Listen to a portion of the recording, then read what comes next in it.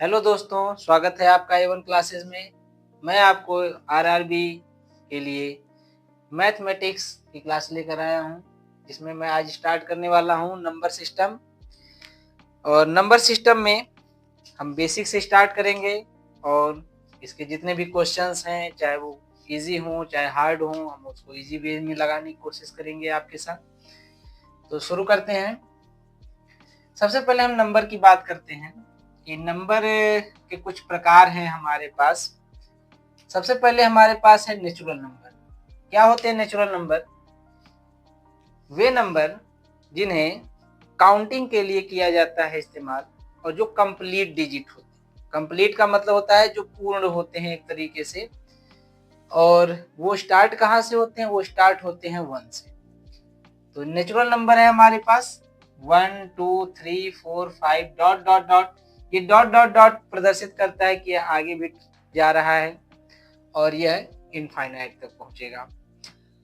और इसमें अगर बात करें सबसे छोटे नेचुरल नंबर की, तो यहाँ पे हमारे पास है 1, सबसे छोटा नेचुरल नंबर। और यहाँ पे सबसे छोटा नेचुरल नंबर है हमारे पास 1। अगला नंबर है हमारा होल नंबर। होल नंबर क्या होता है? सभी नेचुरल नंबर, यानी ये सभी नंबर, और अगर उसमें हम इंक्लूड कर दे जीरो को इंक्लूड कर देते हैं अगर हम नेचुरल नंबर में, तो उन नंबर्स को होल नंबर कहा जाता है।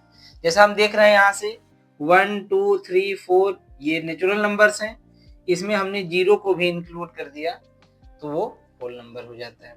तो इसमें अगर बात करें सबसे छोटे होल नंबर की, तो सबसे छोटा होल नंबर है हमारे पास 0। बात करते हैं इंटीजर की। इंटीजर्स क्या होते हैं? तो positive values and negative values of natural number including zero. Zero को हमने अलग से क्यों लिखा है? क्योंकि जीरो ना तो पॉजिटिव होता है ना तो नेगेटिव होता है, इसलिए हमने उसको अलग से लिखा है।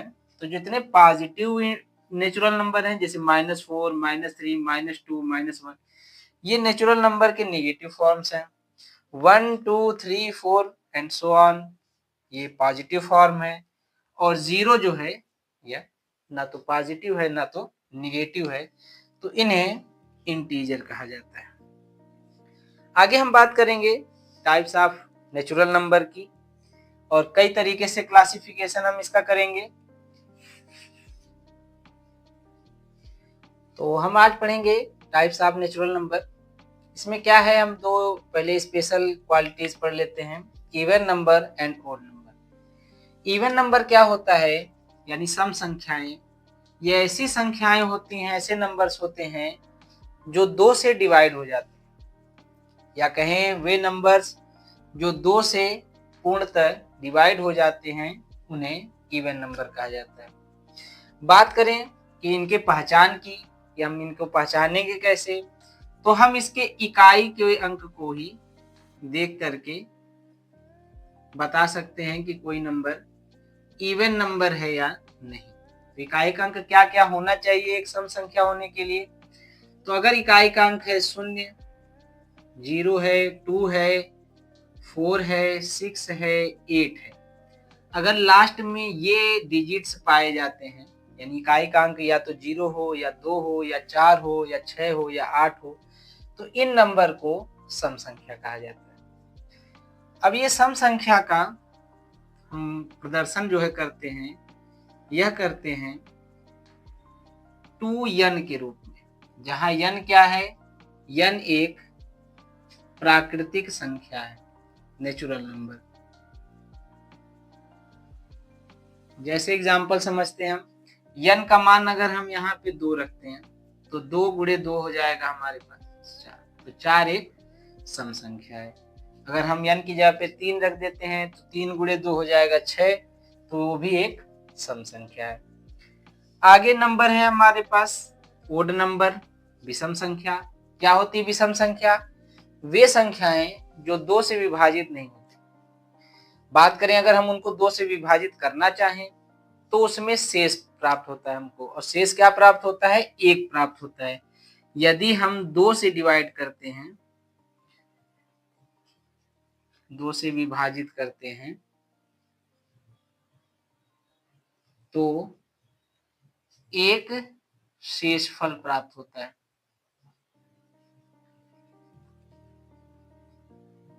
अर्थात हम इसे 2n + 1 के रूप में लिख सकते हैं या 2n - 1 के रूप में लिख सकते हैं, जहां n एक प्राकृतिक संख्या है। इसकी पहचान की बात करें, जैसे इकाई का अंक पहचान करते थे हम सम संख्या में 0, 2, 4, 6, 8 है। अगर हम बात करें विषम संख्या की, तो इसकी पहचान होती है कि इसके आखिरी के अंक में या 1 होता है या 3 होता है या 5 होता है या 7 होता है या 9 होता है। ये नंबर अगर इकाई के अंक पर प्राप्त होते हैं तो उन्हें विषम संख्या या ओड नंबर कहा जाता है। अब हम बात करेंगे कुछ प्रॉपर्टीज किसके, ओड और इवन नंबर्स की। क्या क्या प्रॉपर्टीज होती हैं ओड और इवन नंबर की। तो सबसे पहले हम बात करते हैं कि कोई भी ओड नंबर में अगर हम इवन नंबर को ऐड करते हैं तो ये हमको हमेशा ओड नंबर प्राप्त होता है। जैसे एग्जांपल समझते हैं हम, जैसे 3 एक ओड नंबर है, 4 एक इवन नंबर है। अगर हम इनको जोड़ते हैं तो हमको 7 प्राप्त होता है, तो 7 भी एक ओड नंबर है। तो इससे हमें प्राप्त होता है कि अगर हम ओड नंबर में इवन नंबर को ऐड करते हैं तो ओड नंबर प्राप्त होता है। अगली प्रॉपर्टी जो हमारे पास है वो है odd plus odd equals even. मतलब दो विषम संख्याओं को जोड़ने पर एक सम संख्या प्राप्त होती है। जैसे एग्जांपल 5 एक ओड नंबर है, 7 एक ओड नंबर है। अगर हम इन दोनों को ऐड करते हैं तो हमें प्राप्त होता है 12, जो कि एक इवन नंबर है। अगली प्रॉपर्टी हमारे पास है कि अगर हम इवन नंबर में इवन नंबर को जोड़ते हैं तो हमें इवन प्राप्त होता है। जैसे 4 + 6 = 10, तो 4 भी इवन नंबर है, 6 भी इवन नंबर है, 10 भी इवन नंबर है। तो इस प्रकार से हम जो है ये रिलेशन है प्लस करने के। अगली प्रॉपर्टी हमारे पास है ऑड और इवन के लिए कि अगर दो ऑड का मल्टीप्लाई आपस में होता है तो हमें ऑड नंबर प्राप्त होता है। जैसे एग्जांपल 3 × 7 = 21। तो यहाँ पे 3 भी ऑड नंबर है, 7 भी ऑड नंबर है, तो इसका मल्टीप्लिकेशन भी एक ऑड नंबर प्राप्त होता है। अगला हमारे पास है odd into even equals even. यानी जब हम किसी ऑड नंबर का मल्टीप्लाई इवन नंबर के साथ करते हैं तो हमें इवन नंबर प्राप्त होता है। जैसे एग्जांपल 3 × 6, तो 3 एक ऑड नंबर है, 6 एक इवन नंबर है। इनका मल्टीप्लाई करते हैं तो हमें प्राप्त होता है 18, जो कि एक इवन नंबर है। आगे हमारे पास है 6 कि अगर हम इवन का मल्टीप्लाई इवन में करते हैं तो हमें इवन प्राप्त होता है। जैसे एग्जांपल 4 × 6 = 24। तो 4 भी एक इवन नंबर है, 6 भी एक इवन नंबर है, तो इसका मल्टीप्लाई करने पर भी हमें इवन नंबर प्राप्त होता है। अगला हम टाइप ऑफ नेचुरल नंबर समझेंगे। जो अगला तरीका है नेचुरल नंबर को डिवाइड करने का वो है दो प्रकार, प्राइम नंबर और कंपोजिट नंबर। पहले हम समझते हैं प्राइम नंबर क्या होता है। प्राइम नंबर हम कहें तो एक ऐसा नंबर होता है जो या तो 1 से डिवाइड होता है या वह अपने आप से डिवाइड होता है और किसी नंबर से वो डिवाइड नहीं होता। अदर लैंग्वेज में कहा जाए तो ऐसे नंबर जिनके केवल और केवल 2 फैक्टर्स होते हैं, यानी 2 गुणनखंड होते हैं, तो इन नंबर्स को प्राइम संख्या कहा जाता है। अब वो 2 गुणनखंड क्या होते हैं, वो होता है एक होता है और वो खुद होता है। जैसे एग्जांपल 2 हम लोग लिख सकते हैं, क्या 2 लिख सकते हैं 1 × 2, इसके 2 गुणनखंड हैं, तो इस संख्या को भाज्य संख्या या प्राइम नंबर कहा जाता है। बात करें सबसे छोटे प्राइम नंबर की तो 2 सबसे छोटा प्राइम नंबर होता है। अगला प्राइम नंबर हमारे पास है 3, जिसके 2 फैक्टर्स हैं 1 × 3। अगला है 5, जिसमें हम कर सकते हैं 1 × 5। अगला है 7, जिसको लिख सकते हैं 1 इंटू 7, यानी इसके अलावा इसके पास और कोई फैक्टर्स नहीं होते हैं, तो उनको कहा जाता है प्राइम नंबर। अगला हमारे पास है कंपोजिट नंबर्स। यह प्राइम नंबर का अपोजिट होता है, यानी कि ये संख्याएं होती हैं जिनके फैक्टर्स जो हैं 2 से अधिक होते हैं। जैसे एग्जांपल कहा जाए कि 4, तो 4 के जो फैक्टर्स हैं वो क्या क्या हैं, तो हो गया 1, 2 एंड 4, यानी एक फैक्टर है 1, एक फैक्टर है 2, एक फैक्टर है 4। तो ऐसे नंबर जिनके 2 से ज्यादा फैक्टर्स होते हैं, यानी 2 से ज्यादा गुणनखंड होते हैं, उन संख्याओं को कंपोजिट नंबर यानी भाज्य संख्या कहा जाता है। तो हम समझेंगे कंपोजिट नंबर्स में गुणनखंडों की संख्या, क्योंकि हमने बताया आपको कि कंपोजिट नंबर्स वे होते हैं जिनमें 2 से ज्यादा गुणनखंड होते हैं, जो 2 से ज्यादा फैक्टर्स होते हैं, तो उन्हें कहा जाता है कंपोजिट नंबर। अब हम बात करते हैं कंपोजिट नंबर में गुणनखंडों की संख्या कैसे ज्ञात करेंगे हम। तो सबसे पहले हम यहाँ पे कोई एक फैक्टर लिख लेते हैं, जैसे 12 एक फैक्टर है, तो 12 एक फैक्टर है, मतलब 12 एक कंपोजिट नंबर है। अगर हम इनके फैक्टर्स की बात करें तो इनके फैक्टर्स क्या क्या होंगे, तो पहले हम इनका प्राइम फैक्टराइजेशन लिख देते हैं, तो 1 इंटू 2 इंटू 2 इंटू 3। इसको और क्या लिख सकते हैं, 1 इंटू 2 की पावर 2 इंटू 3। अब बात करें इसके फैक्टर्स की, तो इसके फैक्टर्स क्या क्या है, तो 1 है, 2 है, 3 है, 4 है, 6 है और 12 है, यानी इसमें फैक्टर्स का नंबर है 1, 2, 3, 4, 5, 6। अब हम बात करते हैं कि हमें प्राप्त कैसे होगा। तो हम क्या करते हैं, हम एक को छोड़ करके, यानी एक की पावर कितनी भी हो उससे कोई फर्क नहीं पड़ेगा, तो एक को छोड़ करके जितने भी डिजिट्स दिए गए हैं इसमें, उनके पावर को हम एक ऐड कर देंगे। जैसे यहाँ पे 2 है तो 2 को 1 ऐड कर दिया, 3 की पावर 1 है तो 1 में 1 ऐड कर दिया, तो हमको प्राप्त होता है यहाँ पे 3 और यहाँ पे 2। और हम क्या करते हैं, इनका आपस में गुणा कर देते हैं, तो उनका गुणा कर देंगे आपस में, तो हमें प्राप्त होगा 3 दूनी 6, तो यानी कि 12 के कुल 6 गुणनखंड होते हैं।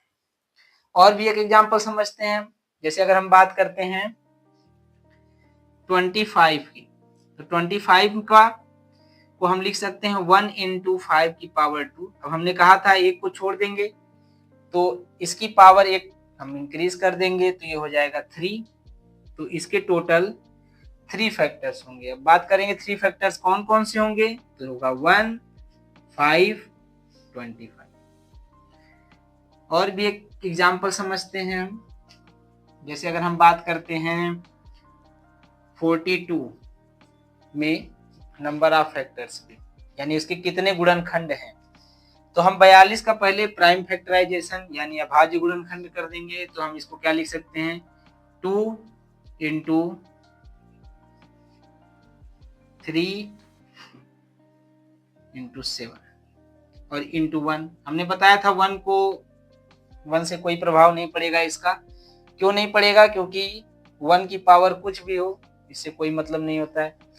अब हम बात करते हैं 2 की पावर की, तो 2 की पावर 1 है, 3 की पावर 1 है, 7 की पावर 1 है, सबकी 1 पावर ऐड कर देंगे और मल्टीप्लाई कर देंगे, तो इसकी पावर 1 ऐड करेंगे, इसकी पावर 1 ऐड करेंगे, इसकी पावर 1 ऐड करेंगे, तो ये हो जाएगा 2 इंटू 2 इंटू 2, ये हो जाएगा टोटल 8 फैक्टर्स, यानी 42 के टोटल 8 फैक्टर्स होंगे। अब वो क्या क्या होंगे समझते हैं। तो सबसे पहले तो 1 है, अगला है 2, अगला है 3, फिर है 6, फिर है 7, फिर है 14, 21, 42। तो हम देखते हैं यहाँ पे 1, 2, 3, 4, 5, 6, 7, 8, टोटल 8 फैक्टर्स हैं इसके। तो इस तरीके से हम नंबर ऑफ फैक्टर्स फाइंड कर सकते हैं। और भी एक एग्जांपल हम इसके बाद समझेंगे। अब हम कुछ क्वेश्चन सॉल्व करते हैं गुणनखंडों से निकाल के, जिस मेथड से हमने बताया आपको। तो सबसे पहले लिखा है यहाँ पे 235। तो 235 का क्या हम पहले करेंगे, तो हम इसका प्राइम फैक्टराइजेशन कर देंगे। तो अगर हम 235 का प्राइम फैक्टराइजेशन करते तो हमें दिख रहा है ये 5 से डिवाइड हो रहा है, तो 5 से हम डिवाइड करेंगे तो ये बचेगा हमारे पास 47। अब हमें पता है 47 एक प्राइम नंबर है। अब हम बात करते हैं इसके गुणनखंडों की संख्या की। तो हमको पता है कि इसकी पावर 1 है, इसकी पावर 1 है। हमने बताया था कि इनको दोनों को पहले एक ऐड कर देंगे दोनों में और मल्टीप्लाई कर देंगे, तो ये हो जाएगा 2 इंटू 2 हो जाएगा टोटल 4, यानी इसके टोटल 4 गुणनखंड होंगे। अगला है हमारे पास 138। 138 का भी हम प्राइम फैक्टराइजेशन करते हैं। पहले हम इसको 1 इंटू 2 से डिवाइड करते हैं तो हमको प्राप्त होता है 6 एंड 9 69, और 69 को हम पहले 3 से डिवाइड करेंगे। 3 से डिवाइड करेंगे तो हमको प्राप्त होगा 23, और 23 एक प्राइम नंबर है। अब हम इसके गुणनखंडों की संख्या ज्ञात करेंगे। तो हमने बताया था एक को नहीं देखेंगे।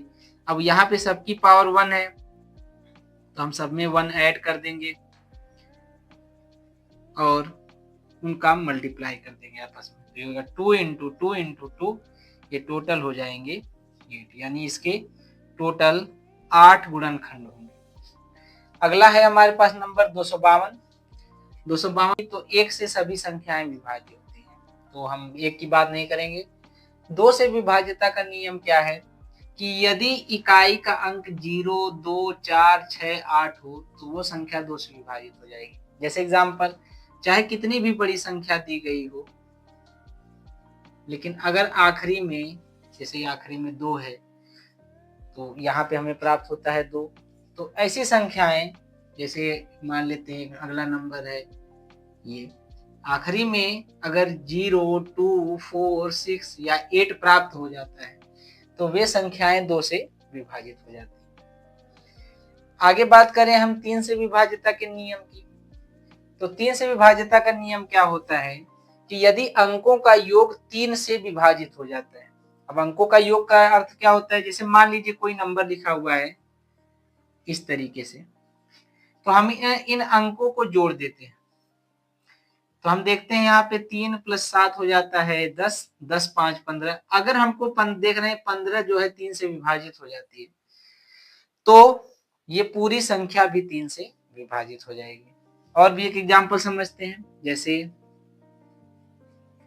इस तरीके से कोई संख्या है, तो अगर हम इनके अंकों को जोड़ देते हैं, जैसे 9 7 15, 9 7 16, 16 8 24, तो ये 24 भी 3 से डिवाइड हो रहा है, तो ये पूरी संख्या भी 3 से डिवाइड हो जाएगी।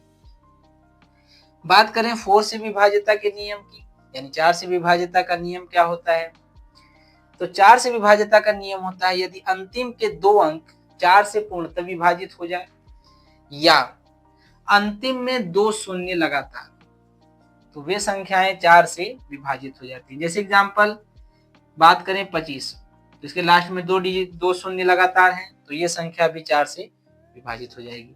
इसके अलावा वे संख्याएं जिसका आखिरी का 2 अंक, अगर हम बात करें इनके आखिरी के 2 अंक की, अगर ये 4 से विभाजित हो जाता है, तो देखते हैं अगर हम इसको 4 से डिवाइड करते हैं तो ये डिवाइड हो जा रहा है, तो ये संख्या भी 4 से, पूरी की पूरी संख्या 4 से विभाजित हो जाती है। समझते हैं।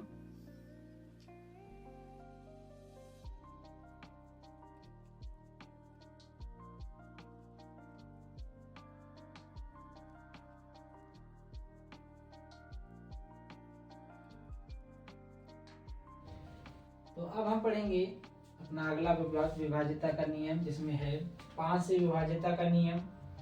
5 से विभाज्यता का नियम क्या होता है कि यदि इकाई का अंक या तो 0 हो तो वो 5 से विभाजित होगी। जैसे एग्जांपल 385 के आखिरी डिजिट में 5 है, 370 के आखिरी डिजिट में 0 है, 395 के आखिरी डिजिट में 5 है, तो ये नंबर्स 5 से डिवाइड हो जाएंगे। बात करते हैं अगला 7 से विभाज्यता का नियम। तो हम 7 से विभाज्यता का नियम के लिए अगर हम कोई नंबर देखते हैं तो क्या करते हैं, सबसे पहले वो संख्या हम लिख देते हैं। मान लेते हैं इस तरीके से वो संख्या कोई है। हम क्या करते हैं कि जो इकाई का अंक है इसका हम दूना कर देते हैं और वह अपने 10वें स्थान यानी जो 10th प्लेस है उसमें से घटा देते हैं नंबर। जैसे इसका 2 टाइम्स होगा 4, तो हम इसमें से 4 माइनस कर देंगे तो हमें प्राप्त होगा 371। आगे हम क्या करेंगे, इस 1 का डबल करके इसके 10th प्लेस से माइनस कर देंगे तो हम -2 कर देंगे तो हमें प्राप्त होगा यहाँ पे 35। अब बात करें हम 35 की, तो जो 35 है यह 7 से डिवाइड हो जाता है। तो अगर हम देखते हैं कि अगर ये संख्या 7 से डिवाइड हो जाती है तो यह पूरी संख्या भी 7 से डिवाइड हो जाएगी। होने के लिए जैसे एग्जांपल के तौर पे करते हैं 105 एंड 7 मान लेते हैं 1057 एक नंबर है, हमको इसको डिवाइड करना है 7 से। तो हम क्या करेंगे, सबसे पहले जो इसका यूनिट डिजिट है 7, इसका डबल कर देंगे और इसमें से माइनस कर देंगे। क्या होगा, ये हमको प्राप्त होगा 1 और ये प्राप्त होगा 9। अब हम इसका क्या करेंगे, इसका हम डबल करेंगे, 1 का डबल हो जाएगा 2 और 2 इसमें से अगर हम माइनस करते तो हमें प्राप्त होता है 6। तो जो 7 है वो 7 से डिवाइड हो जाएगा तो ये पूरी संख्या भी 7 से पूर्णतः डिवाइड हो जाएगी। अगला जो विभाज्यता का नियम है वो है 11 से विभाज्यता का नियम। अब 11 से विभाज्यता के नियम के लिए हमें क्या करना है, जैसे हमने 7 में क्या किया था, जो इकाई का अंक था उसका डबल करके हम दहाई के प्लेस से घटाते थे। अब की बार हम क्या करेंगे, हम उसी संख्या को, जैसे यहाँ पे 1 लिखा हुआ है, इसी संख्या को घटाते हुए चलेंगे। तो जैसे हम देखते हैं यहाँ पे 1 है तो 1 इसमें से घटा देंगे तो हमें प्राप्त होगा 4 2 3 5। फिर वही काम है, ये जो 5 है यूनिट डिजिट, इसको हम यहाँ से घटा देंगे, हमें प्राप्त होगा 8 1 और ये काम फिर हम यही करेंगे, यहाँ से इसको घटा देंगे, इस तरीके से माइनस कर देंगे हम, तो हमें प्राप्त होगा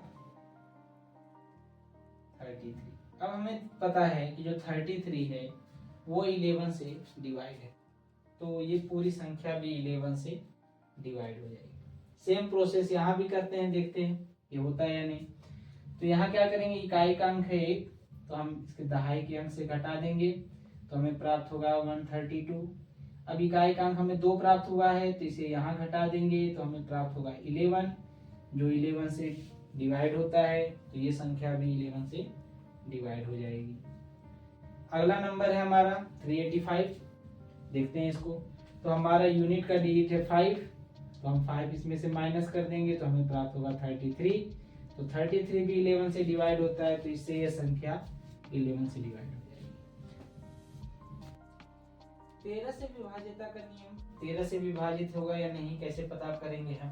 तो अब की बार हम क्या करेंगे, उसी तरीके से जैसे हमने 11 का और 7 का पता किया था उसी तरीके से 13 के लिए हमको क्या करना है, जो इकाई का अंक है उसका 4 गुना करेंगे यानी 4 टाइम्स करेंगे और उसको दहाई के प्लेस पे जोड़ देंगे और यही प्रोसेस तब तक करते रहेंगे जब तक हमको एक छोटी सी संख्या प्राप्त नहीं हो जाती। और अगर वो संख्या 13 से विभाज्य होगी तो ये पूरी संख्या 13 से विभाज्य होगी। तो हम शुरू करते हैं, देखते हैं। तो इसका 4 टाइम्स करेंगे, 6 चौके 24, 24 प्लस करना है इसमें, ये हो जाएगा 7 4 11, 5 2 7, 1 8 हो जाएगा ये। अब इसका जो है 4 गुना करेंगे, इसमें जोड़ देंगे, ऐड कर देंगे तो हो जाएगा, फिर इसका 4 गुना करेंगे 8, ऐड कर देंगे। अब हम यहाँ पर इसको लिख देते हैं 11986। अब इसका 4 गुना करेंगे, इसमें जोड़ देंगे 24 हो जाएगा, इसको जोड़ देंगे 8 4 12, 9 2 11, 1 12 2। अब की बार इसका 4 गुना करेंगे 8, इसमें जोड़ देंगे, ये हो जाएगा हमारे पास 130। अब हमें प्राप्त हो रहा है कि 130 जो होगा, ये 0 को छोड़ दिया जाएगा, तो जो 130 होगा वह 13 से विभाज्य होगा, अतः यह पूरी संख्या 13 से विभाज्य होगी। और भी हम एक क्वेश्चन समझेंगे 13 से विभाज्यता के लिए। तो एक नंबर है हमारे पास, अगर हम इसको चेक करते हैं कि क्या ये 13 से विभाज्य होगा या नहीं होगा, तो हमारा प्रोसेस वही है, जो इकाई का अंक है उसका 4 गुना कर देना है और उसको दहाई के प्लेस में जोड़ देना है। तो हमको पता है यहाँ पे प्लेस पे है 8, तो 8 गुणे 4 करेंगे, 8 चौके 32, इसको इसमें यहाँ पे ऐड कर देंगे, तो हो जाएगा 4, 9 3 12, ये हो जाएगा 9। यहाँ पे हमको प्राप्त होता है इकाई के अंक पे 4, 4 का 4 गुना करेंगे 16 प्राप्त होगा, इसको यहाँ ऐड कर देंगे, 6 2 8, 9 1 10, 208। अब हमें यहाँ 8 प्राप्त हो रहा है, तो 8 चौके 32, 32 हम यहाँ जोड़ देंगे तो ये हो जाएगा 52। हमें पता है 52 जो होता है 13 3 39, 13 चौके 52, यानी 13 के टेबल में आ रहा है ये। तो इससे पता चलता है कि यह जो संख्या है यह 13 से डिवाइड हो जाएगी।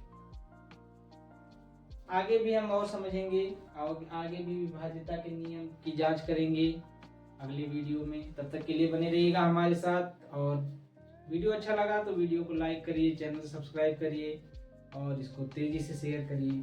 धन्यवाद।